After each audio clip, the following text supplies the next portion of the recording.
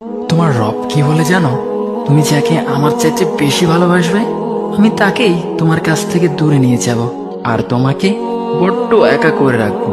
তিনি আরো বলেন, কখনো বলবে না যে তাকে ছাড়া আমি বাঁচবো না, কিন্তু আমি তোমাকে তাকে ছাড়াই বাঁচাবো। পিছনের সব আবেগ কেড়ে নিয়ে তোমাকে দিব্যি সামনে এগিয়ে নিয়ে যাব। তুমি কি দেখো নি ঋতুরাও যে 2 মাস পর পর বদলাতে থাকে, ছায়া দেয়া গাছের পাতাও তো শুকিয়ে যায়, আর যখন সবর হারিয়ে ফেলে তখন ঝরে পড়ে। কিন্তু তোমার রব তো ধৈর্যশীল ও পরম দয়ালু।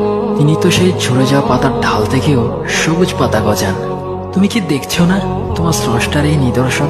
যে মানুষটাকে তুমি নিজের জীবনের চাইতেও বেশি ভালোবাসতে, সেই মানুষটাও একদিন অচেনা হয়ে যায়, তোমার মন ভেঙে যায়, এমনকি বন্ধু শত্রুতে পরিণত হয়, আর খানিক সময় পর শত্রু বন্ধুতে পরিণত হয়।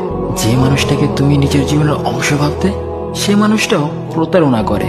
বুঝি না এত কিছু হওয়ার পরেও তুমি তোমার রবকে বাদ দিয়ে সেই মানুষগুলোর উপরই ভরসা করো, যারা তোমাকে প্রতিনিয়ত কষ্ট দিয়েছে।